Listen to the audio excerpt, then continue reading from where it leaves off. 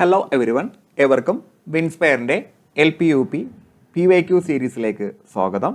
നമ്മളിന്ന് ഡിസ്കസ് ചെയ്യാൻ പോകുന്നത് 80/2024 പ്രകാരം നടന്നിട്ടുള്ള UPST എക്സാമിലെ സൈക്കോളജി ഭാഗത്തെ മുൻവർഷ ചോദ്യങ്ങളാണ്. സോ ഇനി തുടർന്ന് അങ്ങോട്ട് എല്ലാ ആഴ്ചയിലും നമ്മൾ നിശ്ചിത വർഷങ്ങളിലെ ഇതുവരെ നടന്നിട്ടുള്ള മിക്ക വർഷങ്ങളിലെയും LP-UP ടീച്ചേഴ്സ് എക്സാമിലെ PYQs നമ്മൾ ഡിസ്കസ് ചെയ്യും. സൈക്കോളജി ഭാഗത്തെയും ഇംഗ്ലീഷ് ഭാഗത്തെയും PYQs നമ്മൾ ഡിസ്കസ് ചെയ്യും. അപ്പോൾ നിങ്ങൾ ഈ ഒരു ക്ലാസ് ആദ്യമായിട്ടാണ് നിങ്ങൾ കേൾക്കുന്നത് എങ്കിൽ ഉറപ്പായിട്ടും ചാനൽ സബ്സ്ക്രൈബ് ചെയ്യുക, നിങ്ങൾക്ക് ഉപകാരപ്പെടും. നമ്മൾ ഇതിനകം തന്നെ ചില ക്വസ്റ്റ്യൻസൊക്കെ ഡിസ്കസ് ചെയ്തിട്ടുണ്ട്. LP-UPയുമായിട്ട് ബന്ധപ്പെട്ട കേട്ടിട്ടുമായിട്ട് ബന്ധപ്പെട്ട ചില ക്ലാസ്സുകൾ ചെയ്തിട്ടുണ്ട്. അതിൻ്റെ പ്ലേലിസ്റ്റിൽ ഞാൻ ആദ്യത്തെ കമൻറ്റ് ബോക്സിൽ പിൻ ചെയ്തിട്ടുണ്ട്. കാണാത്ത ആളുകൾ അതുകൂടി കണ്ട് പ്രയോജനപ്പെടുത്തുക. സോ ഈ 2024 നടന്നിട്ടുള്ള പരീക്ഷയിൽ സൈക്കോളജി വളരെ എളുപ്പമുള്ളൊരു ചോദ്യമായിരുന്നു. നമുക്ക് ഒരു 20 മാർക്കും സ്കോർ ചെയ്യാൻ പറ്റുന്ന തരത്തിലുള്ളൊരു ചോദ്യമായിരുന്നു. സോ ഞാൻ ചോദ്യത്തിലേക്ക് വരികയാണ്. ഒന്നാമത്തെ ചോദ്യം ഇതാണ്: താഴെ പറയുന്നവയിൽ വികാസത്തെ സംബന്ധിച്ച് ശരിയല്ലാത്ത പ്രസ്താവന. അപ്പോൾ വികാസം എന്താണെന്ന് നമ്മൾ പഠിച്ചിട്ടുണ്ട് അല്ലേ? അപ്പോൾ വികാസം എന്ന് പറയുന്നത് നമ്മുടെ ക്വാളിറ്റിയിൽ ഉണ്ടാകുന്ന വർധനവാണ് എന്നൊക്കെ നമുക്കറിയാം. വികാസത്തെക്കുറിച്ചുള്ള വികാസ തത്വങ്ങൾ നമ്മുടെ DLEDൻ്റെയൊക്കെ ഗൈഡിനകത്ത് തന്നിട്ടുണ്ട്, ടെക്സ്റ്റ് ബുക്കിനകത്ത് തന്നിട്ടുണ്ട്. അപ്പം നമുക്ക് വികാസത്തെക്കുറിച്ച് എന്തൊക്കെ അറിയാം? വികാസം അനുസ്യൂതമാണ്, ശരിയല്ലേ? അതെ, വികാസം അനുസ്യൂതമാണ്. അഥവാ വികാസത്തിൽ ഒരു തുടർച്ചയുണ്ടാകും, കണ്ടിന്യൂസ് ആണല്ലേ. വികാസം അനുസ്യൂതമാണ് എന്ന് പറഞ്ഞാൽ വികാസം കണ്ടിന്യൂസ് ആണ്. അത് ശരിയല്ലേ? ശരിയാണ്. ഒന്നാമത്തത് ശരിയാണ്. ഇനി രണ്ടാമത്തത്, ശാരീരിക വികാസത്തിൽ ശരീരത്തിൽ മധ്യത്തിൽ നിന്നും വശങ്ങളിലേക്ക് എന്ന ക്രമം പാലിക്കുന്നു. അതെ, വികാസം 2 തരത്തിലുണ്ട് അല്ലേ? തലഭാഗത്തു നിന്ന് തുടങ്ങി കാല് വരെ ഉള്ളതുണ്ട്, അതിനെ നമ്മൾ സെഫാലോകോഡൽ എന്നാണ് പറയുന്നത്. അതേപോലെ മധ്യത്തിൽ നിന്ന് തുടങ്ങി വശങ്ങളിലേക്കുണ്ട്, അതിനെ നമ്മൾ പ്രോക്സിമോ ഡിസ്റ്റൽ എന്നാണ് പറയുന്നത് കേട്ടോ. പ്രോക്സിമോ ഡിസ്റ്റൽ എന്നാണ് അതിനെ നമ്മൾ പറയുന്നത്. സോ അതും ശരിയാണ്, ആ ഒരു പ്രസ്താവനയും ശരിയാണ്. ദെൻ വികാസം പരിപക്വനത്തെയും പഠനത്തെയും ആശ്രയിക്കുന്നു, അതും ശരിയാണ്. വികാസം നമ്മുടെ മെച്യൂരിറ്റിയെയും ലേണിങ്ങിനെയും ആശ്രയിച്ചിരിക്കുന്നു, അത് ശരിയാണ്. ഇനി വികാസത്തിൻ്റെ ഗതിയിൽ വ്യക്തിവ്യത്യാസം ഉണ്ടായിരിക്കുന്നതില്ല, അത് തെറ്റാണ്. വികാസം എല്ലാവർക്കും ഒരേപോലെയാണോ? അല്ല, വ്യത്യസ്തമാണ്. അപ്പോൾ വികാസം വ്യക്തിവ്യത്യാസം ഉണ്ടായിരിക്കുന്നതാണ് അല്ലെ? വികാസത്തിൽ വ്യക്തിവ്യത്യാസം ഉണ്ടായിരിക്കുന്നുണ്ട് അല്ലെ? വികാസത്തിൻ്റെ ഗതിയിൽ വ്യക്തിവ്യത്യാസം ഉണ്ടാകും എന്ന ഓപ്ഷൻ D ആണ് തെറ്റായിട്ടുള്ള പ്രസ്താവന. എന്നാൽ രണ്ടാമത്തെ ചോദ്യത്തിലേക്ക് വരാം. സ്വയം കേന്ദ്രീകൃത അവസ്ഥ അഥവാ ഈഗോസെൻട്രിസം. ഈഗോസെൻട്രിസം എന്ന് പറഞ്ഞാൽ ഒരു കുട്ടിക്ക് അവൻ്റെ പേഴ്സ്പെക്റ്റീവിൽ കൂടെ മാത്രമേ കാര്യങ്ങൾ കാണാൻ കഴിയുള്ളൂ. അതിനെയാണ് ഈഗോസെൻട്രിസം. ഈ ആശയം മുന്നോട്ട് വെച്ചത് പിയാഷെയാണ്. അപ്പോൾ കുട്ടിക്ക് എപ്പോഴും ഞാൻ എങ്ങനെയാണോ കാണുന്നത് അതേപോലെയാണ് മറ്റുള്ളവർ ലോകത്തെ കാണുന്നത് എന്നൊരു മിഥ്യാധാരണയുണ്ട്. അതുകൊണ്ടാണ് കുട്ടികൾ വാശി പിടിച്ച് കരയുന്ന സമയത്ത് കുട്ടികളെ ആശ്വസിപ്പിക്കാൻ നമ്മൾ എന്തൊക്കെ ചെയ്യുന്നു? അവർക്ക് മിഠായി കൊടുക്കുന്നു, അവരെ സന്തോഷിപ്പിക്കുന്നു, അവരെ വാരിപ്പുണരുന്നു. ഇതേപോലെ തന്നെയാണ് മുതിർന്ന ഒരാൾക്ക് പ്രശ്നം ഉണ്ടായാലും അവർക്ക് മിഠായി കൊടുത്താൽ പ്രശ്നം പരിഹരിക്കപ്പെടും എന്നാണ് കുട്ടികളുടെ ധാരണ. അതാണ് അച്ഛന് എന്തെങ്കിലും പ്രശ്നം വന്നാൽ കുട്ടി പറയും, അച്ഛൻ സങ്കടപ്പെടേണ്ട, അച്ഛന് ഞാൻ മിഠായി വാങ്ങിത്തരാം എന്നൊക്കെ പറയാനുള്ള കാരണം അതാണ്. സോ പിയാഷെയുടെ വൈജ്ഞാനിക വികാസഘട്ടത്തിൻ്റെ വികാസഘട്ടം 4 ഉണ്ട്. അതിൽ ഏതിൻ്റെ പ്രത്യേകതയാണ് ഈഗോസെൻട്രിസം എന്ന് ചോദിച്ചാൽ നമ്മൾ നിസ്സംശയം പറയും പ്രാഗ് മനോവ്യാപാര ഘട്ടം അല്ലേ? ഈഗോസെൻട്രിസം പ്രാഗ് മനോവ്യാപാര ഘട്ടത്തിൻ്റെ പ്രത്യേകതയാണ്. ഓപ്ഷൻ A ആണ് ഉത്തരം. അപ്പോൾ പ്രാഗ് മനോവ്യാപാര ഘട്ടത്തിൻ്റെ മറ്റു പ്രത്യേകതകൾ എന്തൊക്കെയാണ് എന്ന് ചോദിച്ചാൽ നമുക്ക് പറയാം, സചേതന ചിന്ത. ജീവനില്ലാത്ത വസ്തുക്കളിൽ ജീവനെ ആരോപിക്കുന്നതിനാണ് സചേതന ചിന്ത എന്ന് പറയുന്നത്. ഇപ്പോൾ കുട്ടി പാവ എടുത്തുകൊണ്ട് അത് ഒരു കുഞ്ഞാണെന്ന് കരുതിക്കൊണ്ട് ഭക്ഷണം കൊടുക്കുന്നു, സചേതന ചിന്ത. അതുപോലെ തന്നെ പ്രതീകാത്മക ചിന്ത. പ്രതീകാത്മക ചിന്ത എന്ന് പറഞ്ഞാൽ ഒരു വസ്തുവിനെ മറ്റൊരു വസ്തുവിൻ്റെ പ്രതീകമായിട്ട് കാണുന്നു, അതാണ് പ്രതീകാത്മക ചിന്ത. ഇതും ഏതിൻ്റെ പ്രത്യേകതയാണ്? നമ്മുടെ സ്വയം കേന്ദ്രീകൃത അവസ്ഥയുടെ പ്രത്യേകതയാണ്. ഇനി മറ്റൊരു കാര്യം കൂടി നമ്മൾ മനസ്സിലാക്കണം. അഹംഭാവം അത് ഇവിടുത്തെ പ്രത്യേകതയല്ല, അത് കൗമാരത്തിലെ പ്രത്യേകതയാണ്, ബാല്യത്തിലെ അല്ലെങ്കിൽ ശൈശവത്തിലെ പ്രത്യേകത അല്ല അഹംഭാവം. ഓക്കെ അല്ലേ? ദെൻ അടുത്ത ചോദ്യത്തിലേക്ക് വരാം. മൂന്നാമത്തെ ചോദ്യം ഇതാണ്. താഴെ പറയുന്നവയിൽ പ്രക്ഷേപണ രീതിക്ക് അഥവാ പ്രൊജക്റ്റീവ് ടെക്നിക്കിന് ഉദാഹരണമല്ലാത്തത് ഏത്? അപ്പോൾ നമുക്ക് നമ്മുടെ വ്യക്തിത്വം അളക്കുന്നതിന് വേണ്ടി പലതരത്തിലുള്ള ടെക്നിക്സ് ഉണ്ട്. അതിൽ പ്രക്ഷേപണ രീതി കൊണ്ടുള്ള ഉദ്ദേശം അവിടെ നമ്മൾ ഉപയോഗിക്കുന്നത് നോൺ വേർബൽ ആയിട്ടുള്ള കാര്യങ്ങളാണ് അല്ലേ? നോൺ വേർബൽ ആയിട്ടുള്ള അഥവാ വാചികമല്ലാത്ത, ഭാഷ ഉപയോഗിക്കില്ല, അല്ലാതെ മറ്റെന്തെങ്കിലും തരത്തിൽ പിക്ചേഴ്സ് കാണിച്ചുകൊണ്ടോ അതല്ലാത്ത എന്തെങ്കിലും ടെക്നിക്സ് ഉപയോഗിച്ചോ നമ്മൾ ആ ഒരു വ്യക്തിയുടെ വ്യക്തിത്വം നമ്മൾ അളക്കാൻ വേണ്ടി ശ്രമിക്കുന്നു. അപ്പോൾ പ്രൊജക്റ്റീവ് ടെക്നിക്ക് അഥവാ പ്രക്ഷേപണ രീതി പലതരത്തിലുണ്ട്. അതിനുള്ള ഉദാഹരണമാണ് റൊഷാക്ക് മഷിയപ്പ് പരീക്ഷ. പ്രക്ഷേപണ രീതിക്ക് ഉദാഹരണമാണ്. നമുക്കതല്ലാത്തതാണ് വേണ്ടത്. ദെൻ തിമാറ്റിക് അപ്പർസെപ്ഷൻ ടെസ്റ്റ്, അതും പ്രക്ഷേപണ രീതിക്ക് ഉദാഹരണമാണ്. Milton clinical multi axial inventory, അവിടെ ഇൻവെന്ററി എന്ന് തന്നെ തന്നിട്ടുണ്ട് അല്ലേ? ഇൻവെന്ററി എന്ന് പറയുമ്പോൾ അത് പ്രൊജക്റ്റീവ് ടെക്നിക്ക് അല്ല, അത് മറ്റൊരു ടെക്നിക്കാണ്. ദെൻ ഓപ്ഷൻ ഡി പദസഹചരത്വ പരീക്ഷ അഥവാ വേർഡ് അസോസിയേഷൻ ടെസ്റ്റും പ്രക്ഷേപണ രീതിയാണ്. അപ്പോൾ ഇത് മൂന്നും പ്രക്ഷേപണ രീതിയാണ്. സ്ഥിരം ചോദിക്കുന്ന ഒരു ചോദ്യമായിരുന്നു ഇത്. നമുക്ക് എളുപ്പത്തിൽ മാർക്ക് സ്കോർ ചെയ്യാൻ പറ്റിയൊരു ചോദ്യമായിരുന്നു അല്ലേ? ദെൻ നാലാമത്തെ ചോദ്യം, എറിക് എറിക്സന്റെ മനോസാമൂഹിക വികാസ സിദ്ധാന്തം അനുസരിച്ച് 6 വയസ്സ് മുതൽ 12 വയസ്സ് വരെയുള്ള കുട്ടികൾ രൂപപ്പെടാൻ സാധ്യതയുള്ള വ്യക്തിത്വ ഘടകങ്ങൾ. അപ്പോൾ 6 വയസ്സ് മുതൽ 12 വയസ്സ് വരെ എന്ന് പറയുമ്പോൾ കുട്ടി സ്കൂളിൽ പോയി തുടങ്ങുന്ന പ്രായമാണ് അല്ലേ? അപ്പോൾ സ്കൂൾ ഏജാണ്, സ്കൂളിൽ പോകുന്ന കാലഘട്ടമാണ്. അപ്പോൾ സ്കൂളിൽ പോകുമ്പോൾ കുട്ടികൾ ഒന്നെങ്കിൽ ഊർജ്ജസ്വലതായിട്ട് പോകും അല്ലെ? ഊർജ്ജസ്വലതയും ആത്മവിശ്വാസത്തോടു കൂടി പോകും, അല്ലെങ്കിൽ അപകർഷതാബോധത്തോടു കൂടി പോകും. അപ്പോൾ 1 ഉം 3 ആണ് ഉത്തരം. സോ ഓപ്ഷൻ എ ആണ് 1 and 3. ഇനി സ്വാവബോധവും റോൾ കൺഫ്യൂഷനും കുട്ടികൾക്ക് വരുന്നത് എവിടെയാണ്? അത് കൗമാരത്തിലാണ് കേട്ടോ, കൗമാരത്തിലാണ്. 4ാമത്തെ സ്റ്റേജാണ് കൗമാരം. അപ്പോൾ എറിക്സൺ 8 ഘട്ടങ്ങൾ പറഞ്ഞിട്ടുണ്ട്. ആ 8 ഘട്ടങ്ങളും ഇമ്പോർട്ടൻ്റ് ആണ്, എല്ലാ വർഷവും നമുക്ക് ചോദിക്കുന്നതാണ്. ഓക്കെ അല്ലേ? ദെൻ 5ാമത്തെ ചോദ്യം, താഴെ പറയുന്നവയിൽ വ്യക്തിത്വത്തെ സംബന്ധിക്കുന്ന കാഴ്ചപ്പാടുകളും അവ മുന്നോട്ട് വെച്ച ശാസ്ത്രജ്ഞരും തമ്മിലുള്ള ശരിയായ ബന്ധം സൂചിപ്പിക്കുന്നവ ഏവ?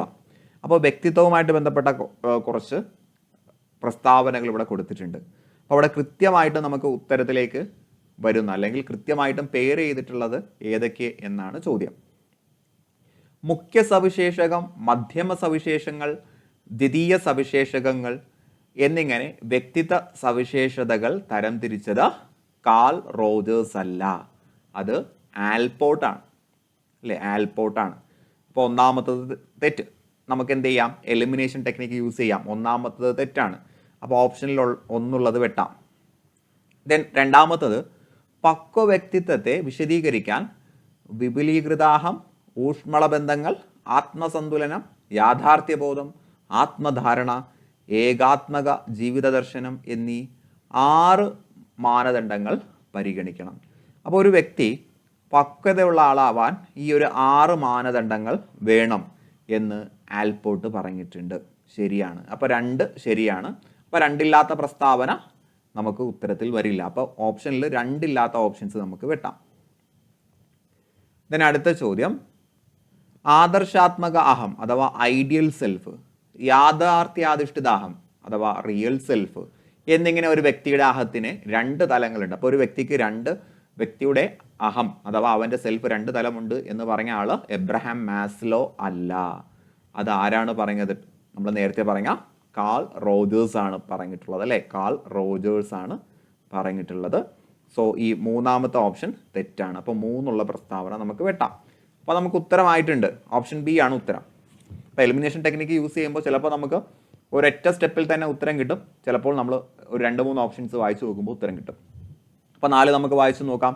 ബോധമനസ്സ്, ഉപബോധ മനസ്സ്, അബോധ മനസ്സ് എന്നിങ്ങനെ മനസ്സിന് 3 തലങ്ങളുണ്ട് എന്ന് പറഞ്ഞത് സിഗ്മണ്ട് ഫ്രോയിഡ് ആണ്. അത് ശരിയാണ്. ഓക്കെ അല്ലേ? ദെൻ അടുത്ത ചോദ്യം, ആറാമത്തെ ചോദ്യം. അപ്പോൾ ആറാമത്തെ ചോദ്യം സമായോജന തന്ത്രങ്ങളുമായിട്ട് ബന്ധപ്പെട്ട ചോദ്യമാണ്. അപ്പോൾ ഒരു സ്ഥലത്ത് സമായോജന തന്ത്രവും മറ്റ് പട്ടികയിൽ ഉദാഹരണവും തന്നിട്ടുണ്ട് ബന്ധിപ്പിക്കാൻ. വളരെ എളുപ്പമാണ്. യുക്തീകരണം എന്ന് പറഞ്ഞാൽ നമുക്ക് ഇഷ്ടമില്ലാത്ത കാര്യത്തിനെ തെറ്റായിട്ടുള്ള ന്യായീകരണങ്ങൾ കൊണ്ട് വ്യാഖ്യാനിക്കുന്നതാണ് യുക്തീകരണം എന്ന് പറയുന്നത്. അപ്പോൾ നമുക്ക് ഓപ്ഷനിൽ ഓരോന്ന് വായിക്കാം. പഠനത്തിൽ വേണ്ടത്ര ശോഭിക്കാൻ കഴിയാത്ത വ്യക്തി താൻ പഠിച്ച സ്ഥാപനത്തിൻ്റെ പേരും പ്രശസ്തിയും പറഞ്ഞ് അതിൽ അഭിമാനം കൊള്ളുന്നു. അത് യുക്തീകരണമല്ല. നമുക്ക് ഉദാഹരണം നോക്കിയിട്ട് ഇങ്ങോട്ടേക്ക് ബന്ധിപ്പിക്കാം. അതാണ് കുറച്ചുകൂടി എളുപ്പം.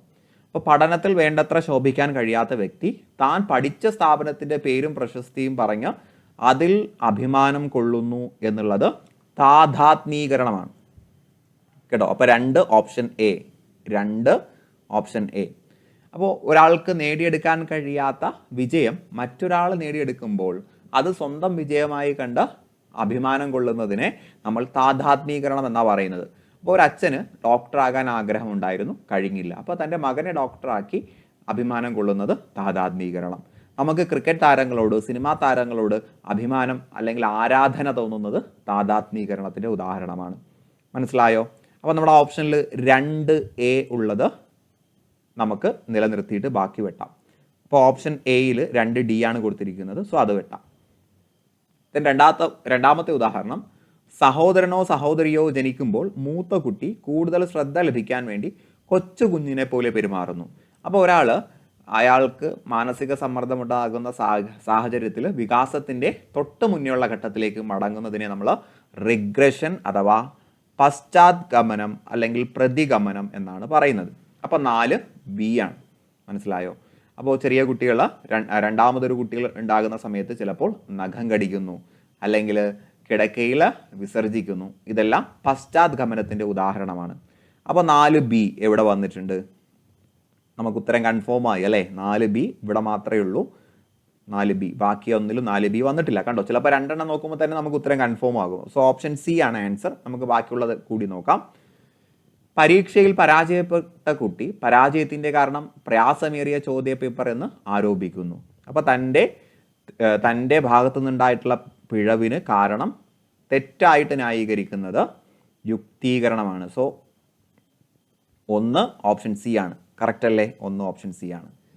ദെൻ അനുപൂരണം, കോമ്പൻസേഷൻ. ഇനി ബാക്കിയുള്ളത് ഒരൊറ്റ ഓപ്ഷനാണ്. പഠനത്തിൽ മികവ് പുലർത്താൻ കഴിയാത്ത കുട്ടി സ്പോർട്സിൽ മികച്ച പ്രകടനം കാഴ്ചവെക്കുന്നു. അപ്പോൾ നമുക്ക് ഒരു കുട്ടിക്ക് ഒരു മേഖലയിലെ കഴിവുകേട് മറ്റൊരു മേഖലയിലെ കഴിവ് കൊണ്ട് മറക്കുന്നതിന് നമ്മൾ അനുപൂരണം അഥവാ കോമ്പൻസേഷൻ. സോ ഓപ്ഷൻ സി ആണ് ആൻസർ.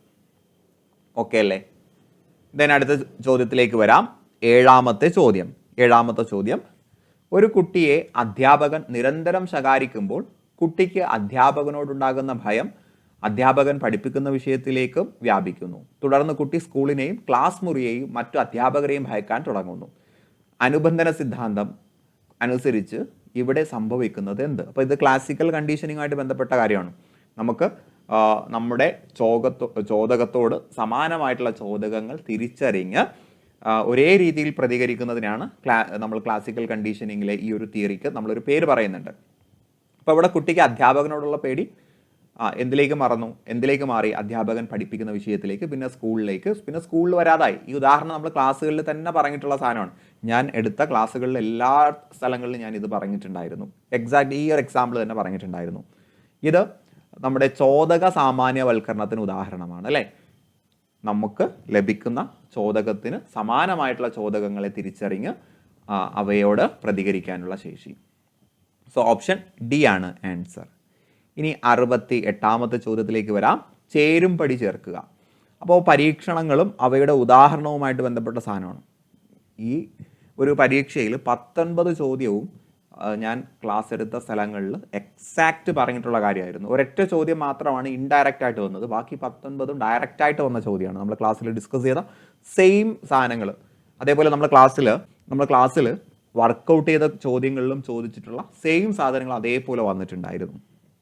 അപ്പോൾ എൻ്റെ മുൻകഴിഞ്ഞ ക്ലാസ്സുകൾ കേട്ട ആളുകളുണ്ട് എങ്കിൽ നിങ്ങൾ അതൊന്ന് കമൻറ്റ് ചെയ്യുക കേട്ടോ. So match the following. പ്രശ്നപേടകത്തിലെ പൂച്ച. അത് ഏത് പരീക്ഷണവുമായിട്ട് ബന്ധപ്പെട്ടതാണ്?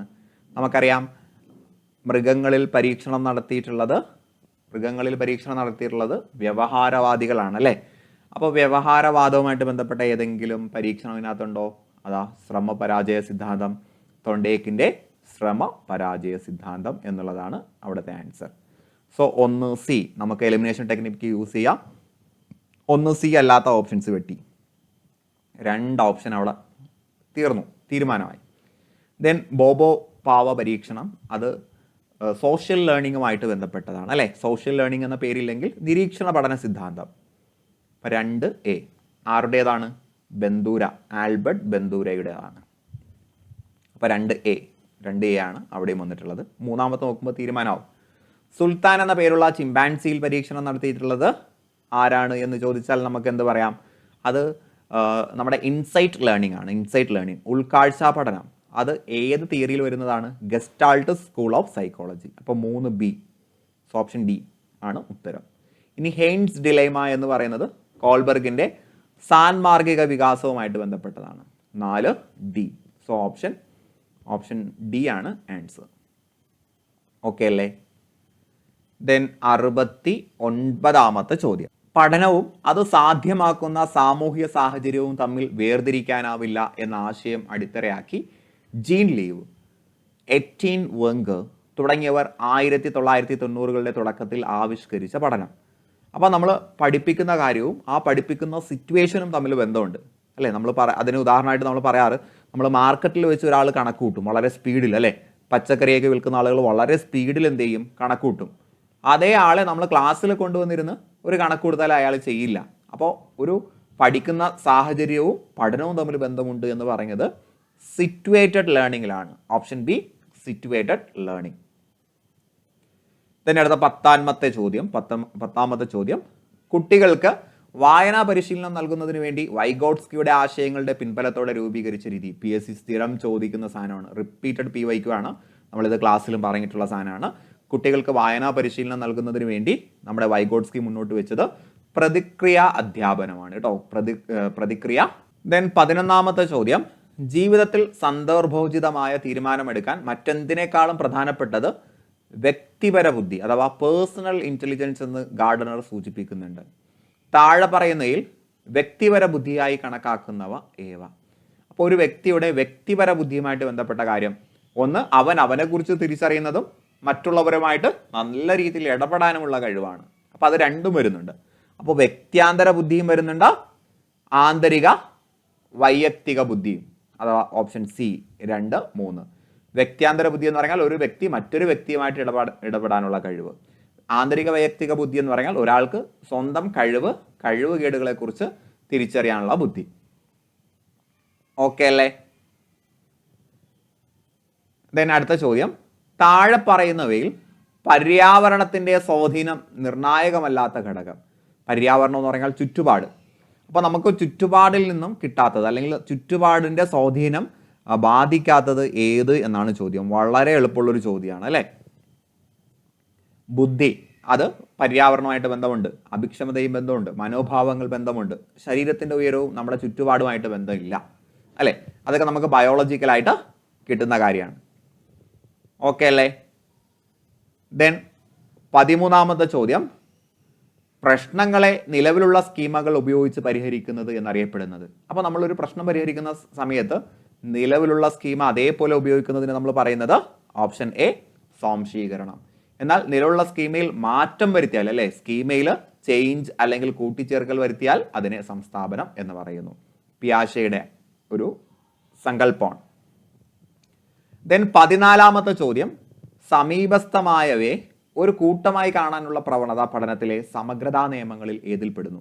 ഗസ്റ്റാൾട്ട് സ്കൂൾ ഓഫ് സൈക്കോളജി ആയിട്ട് ബന്ധപ്പെട്ട ഒരു ചോദ്യമാണ്. അപ്പോൾ അടുത്തടുത്തുള്ളവയെ, സമീപസ്ഥമായവ എന്ന് പറയുമ്പോൾ അടുത്തടുത്തുള്ളവയെ ഒരൊറ്റ ഗ്രൂപ്പായിട്ട് കാണാനുള്ള പ്രവണത സാമീപ്യ നിയമം, ലോ ഓഫ് പ്രോക്സിമിറ്റി ആണ് കേട്ടോ. Law of proximity. തുടർന്ന് വരുന്ന ക്ലാസ്സുകളിൽ നമ്മൾ കുറച്ചുകൂടി എക്സ്പ്ലനേഷൻ ഉൾപ്പെടുത്തും. അപ്പോൾ നിങ്ങൾ എന്ത് ചെയ്യുക, ഈ ഒരു ക്ലാസ് ഇഷ്ടമായിട്ടുണ്ടെങ്കിൽ ലൈക്ക് ചെയ്യുക, നിങ്ങളുടെ അഭിപ്രായങ്ങൾ കമൻറ്റ് ചെയ്യുക, നിങ്ങളുടെ ഫ്രണ്ട്സിനും ഇത് ഷെയർ ചെയ്ത് കൊടുക്കുക. എപ്പോഴും നമുക്ക് ക്ലാസ്സുകൾ നിങ്ങൾ ഏറ്റെടുക്കുമ്പോഴാണ് ഞാൻ ആ ടോപ്പിക്കുമായിട്ട് ബന്ധപ്പെട്ട കൂടുതൽ ക്ലാസ്സുകൾ ചെയ്യുന്നത്. നമ്മുടെ ക്ലാസ്സുകളുടെ പ്ലേലിസ്റ്റ് നോക്കിയാൽ നിങ്ങൾക്ക് അത് മനസ്സിലാവും. കഴിഞ്ഞ HSA പരീക്ഷയിലൊക്കെ നമ്മൾ മിക്ക ക്ലാസ്സുകളും ചെയ്തിട്ടുണ്ടായിരുന്നു. നമ്മുടെ ക്ലാസ്സുകളിൽ നിന്നും ചോദ്യങ്ങൾ വന്നിട്ടുണ്ടായിരുന്നു. ദെൻ 15ാമത്തെ ചോദ്യം, ചേരുംപടി ചേർക്കുക. ZPD ആരുമായിട്ട് ബന്ധപ്പെട്ടതാണ്? വൈഗോട്സ്കി. ഇതാരും അറിയാത്തവരുണ്ടാവില്ല അല്ലേ? അപ്പോൾ 1C, ബിയിൽ മാത്രമാണ് 1C ഇല്ലാത്തത്. ദെൻ ബ്രിഡ്ജസ് സ്റ്റാർട്ട് ആരുമായിട്ട് ബന്ധപ്പെട്ടതാണ്? കാതറിൻ ബ്രിഡ്ജസ്, പേരിൽ തന്നെയുണ്ട്. അപ്പോൾ 2D. അപ്പോൾ നമുക്ക് C വെട്ടാം. ക്രിയാ ഗവേഷണം, action research, Stephen M. Corey ആയിട്ട് ബന്ധപ്പെട്ടതാണ്. അപ്പോൾ ക്രിയാഗവേഷണം, മൂന്നാമത്തത് ക്രിയാഗവേഷണം, Stephen M. Corey. Then adolescent aggression. അപ്പോൾ ഇനി ബാക്കിയുള്ളത് ഒരേ ഒരാളേ ഉള്ളൂ, അത് നമ്മുടെ Albert Bandura. Adolescent aggression, Albert Bandura. അപ്പോൾ ഓപ്ഷൻ D ആണ് ആൻസർ വരുന്നത് അല്ലേ? എല്ലാം കൂടി നോക്കുന്ന സമയത്ത് ക്രിയാഗവേഷണം, സ്റ്റീഫൻ M. കോറി, 3B ആണ്. അത് കിട്ടുമ്പോൾ തന്നെ നമുക്ക് ആൻസറിലേക്ക് എത്താൻ വേണ്ടി സാധിക്കും. ഓക്കെ അല്ലേ? ദെൻ 16ാമത്തെ ചോദ്യത്തിലേക്ക് വരാം. പ്രൈമറി ക്ലാസ്സിലെ കുട്ടികൾക്ക് അനുയോജ്യമായതും പ്രത്യേക പരിഗണന അർഹിക്കുന്ന കുട്ടികൾക്ക് ICT പഠനം സാധ്യമാക്കുന്നതോടൊപ്പം അവരുടെ ഒട്ടനവധി ശാരീരിക പരിമിതികൾ മറികടക്കാൻ ഉതകുന്ന പ്രവർത്തനങ്ങളും കളികളും അടങ്ങിയതുമായ വിദ്യാഭ്യാസ സോഫ്റ്റ്വെയർ. അപ്പോൾ ഗെയിംസും അതുപോലെ തന്നെ ഒരുപാട് സവിശേഷതകളും ഉള്ള ഒരു സോഫ്റ്റ്വെയറിനെ കുറിച്ചാണ് ചോദിച്ചിരിക്കുന്നത്. അപ്പോൾ ഇവിടെ എന്തൊക്കെ പറഞ്ഞു? പ്രത്യേക പരിഗണന അർഹിക്കുന്നവർക്ക് ICT പഠനം, അതുപോലെ അവരുടെ ശാരീരിക പരിമിതികൾ മറികടക്കാൻ ഉതകുന്ന കളിപ്രവർത്തനങ്ങളൊക്കെ ഉള്ളത് Gcombress ആണ് അല്ലേ? ഒരുപാട് കാര്യങ്ങളുള്ള സാധനം Gcombress ആണ്. ഓക്കെ അല്ലേ? ടക്സ് പെയിന്റ് ചിത്രങ്ങൾ വരയ്ക്കുന്നതിന് വേണ്ടിയുള്ളതാണ് അല്ലേ? അത് നമുക്കറിയാം. ദെൻ അടുത്തതിലേക്ക് പോകാം. ഒരു വ്യക്തിക്ക് താൻ എങ്ങനെ അറിവ് നേടുന്നു എന്നതിനെക്കുറിച്ചും ആ പ്രക്രിയയെ എങ്ങനെ നിയന്ത്രിക്കാമെന്നതിനെക്കുറിച്ചുമുള്ള ധാരണയായി അതീത ചിന്തയെക്കുറിച്ച് നമ്മൾ പറയാറുണ്ട് അല്ലേ? അഥവാ ചിന്തകളെക്കുറിച്ചുള്ള ചിന്തയാണ് അതീത ചിന്ത. അതൊരു ഉയർന്ന ചിന്താശേഷിയാണ്. അപ്പോൾ താഴെ പറയുന്നവയിൽ അതീത ചിന്തയുടെ ശരിയായ പ്രക്രിയാതലങ്ങൾ, ഇത് ചിലപ്പോൾ നമ്മൾ പഠിച്ചു വെച്ച സാധനം ആയിരിക്കില്ല. അപ്പോൾ അതീത ചിന്തയുടെ ഒരു പ്രവർത്തനം എങ്ങനെ വരുന്നു എന്ന് ചോദിച്ചാൽ ആദ്യം ധാരണ, പിന്നെ ആസൂത്രണം, പിന്നെ വിലയിരുത്തൽ. അപ്പോൾ ധാരണ, ആസൂത്രണം, വിലയിരുത്തൽ, ഇതാണ് അതീത ചിന്തയുടെ ആ ഒരു ഓർഡറായിട്ട് നമ്മൾ മനസ്സിലാക്കേണ്ടത്. ദെൻ 18ാമത്തെ ചോദ്യം, ഭിന്നശേഷിക്കാരായവരുടെ അവകാശ സംരക്ഷണത്തിനായി 2016 നിലവിൽ വന്ന ആക്ട്. അപ്പോൾ 2016 വന്നിട്ടുള്ളത് ഏതാണ് എന്ന് ചോദിച്ചാലോ നമുക്ക് പറയാം RPWD ആക്ട്. അപ്പോൾ PWD ആക്ട് 1995 എന്നാൽ അതിനോടൊപ്പം 6 വരുമ്പോൾ 2016 അല്ലേ? ഇവിടെ അവസാനം 6 ഉണ്ട്. അപ്പോൾ 2016. ഓക്കെ അല്ലേ?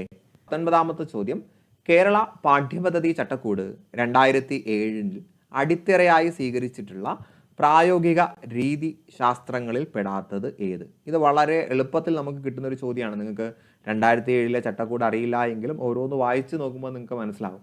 അറിവ് നിർമ്മാണ പ്രക്രിയ, അത് എന്തായാലും ആ ഒരു പാഠ്യപദ്ധതിയിൽ പറയുന്ന സാധനമായിരിക്കും. ദെൻ പാഠപുസ്തക കേന്ദ്രീകൃതം ഒരിക്കലും അങ്ങനെ നമ്മൾ പറയില്ല അല്ലേ? നമ്മൾ വിദ്യാർത്ഥി കേന്ദ്രീകൃതം എന്നാണ് പറയാറ്. സോ ഓപ്ഷൻ B ആണ് അതിൽ ഉൾപ്പെടാത്തത്. ദെൻ പ്രവർത്തനാധിഷ്ഠിതവും പ്രക്രിയാബന്ധിതമായ തന്ത്രങ്ങൾ വേണമെന്ന് പറയുന്നുണ്ട്. നിരന്തരവും സമഗ്രവുമായിട്ടുള്ള മൂല്യനിർണ്ണയ രീതി അഥവാ CCE, continuous and comprehensive evaluation ആണ് വേണ്ടത് എന്നും നമ്മുടെ KCF 2007 പറയുന്നുണ്ട്. ദെൻ അവസാനത്തെ ചോദ്യം, സ്വതന്ത്ര ഇന്ത്യയിൽ ശിശു വിദ്യാഭ്യാസം മുതൽ ബിരുദാനന്തര ഗവേഷണം വരെയുള്ള വിദ്യാഭ്യാസത്തെ സമഗ്രമായി സമീപിച്ച് പ്രശ്നപരിഹാര നിർദ്ദേശങ്ങൾ സമർപ്പിച്ച വിദ്യാഭ്യാസ കമ്മീഷൻ ഏത് എന്നുള്ളതാണ് ചോദ്യം. അപ്പോൾ നമുക്ക് കോളേജ് വരെ എന്ന് കേൾക്കുമ്പോൾ, അപ്പോൾ ഇവിടെ കോളേജ് വരെ എന്ന് കേൾക്കുമ്പോൾ നിങ്ങൾ എന്ത് ചെയ്യേണ്ട, കൺഫ്യൂഷൻ അടിക്കേണ്ട. കോത്താരി കമ്മീഷനിൽ തന്നെയാണ് എന്ത് പറയുന്നത്? ശിശു വിദ്യാഭ്യാസം മുതൽ ബിരുദാനന്തര ഗവേഷണം വരെയുള്ള കാര്യങ്ങളെക്കുറിച്ച് പറയുന്നത്. ഓപ്ഷൻ B, കോത്താരി കമ്മീഷൻ തന്നെയാണ്. സോ ഡിയേഴ്സ്, ഇവിടെ നമ്മൾ 20 ചോദ്യം, ഏറ്റവും റീസെൻ്റ് ആയിട്ടുള്ള UPSC എക്സാമിലെ 20 ചോദ്യങ്ങളാണ് നമ്മൾ ഡിസ്കസ് ചെയ്തിട്ടുള്ളത്. അപ്പോൾ പരമാവധി കാര്യങ്ങൾ നിങ്ങൾക്ക് ക്ലിയർ ആയിട്ടുണ്ട് എന്ന് കരുതുന്നു. ഇനി നമ്മൾ തൊട്ട് മുന്നേ ഉള്ള 2024 നടത്തിയിട്ടുള്ള പരീക്ഷകൾ, ഇനി ഇതിനിടയിൽ ഏതെങ്കിലും പരീക്ഷകൾ വന്നിട്ടുണ്ടെങ്കിൽ അവ ഒക്കെ നമ്മൾ ഡിസ്കസ് ചെയ്യുന്നതാണ്. അപ്പോൾ പരമാവധി PYQs നമ്മൾ ഡിസ്കസ് ചെയ്യും. അപ്പോൾ ഞാൻ നേരത്തെ പറഞ്ഞതുപോലെ നിങ്ങളുടെ പിന്തുണ എത്രമാത്രമുണ്ടോ അത്രത്തോളം ക്ലാസ്സുകൾ നമ്മൾ കൂടുതൽ ചെയ്യും. അപ്പോൾ നന്നായിട്ട് പഠിക്കുക. ഇനി വരുന്ന LPST UPST എക്സാം നിങ്ങളുടേതാകട്ടെ എന്ന് ആശംസിച്ചുകൊണ്ട് ഞാൻ നിർത്തുന്നു. Wish you good luck and good bye.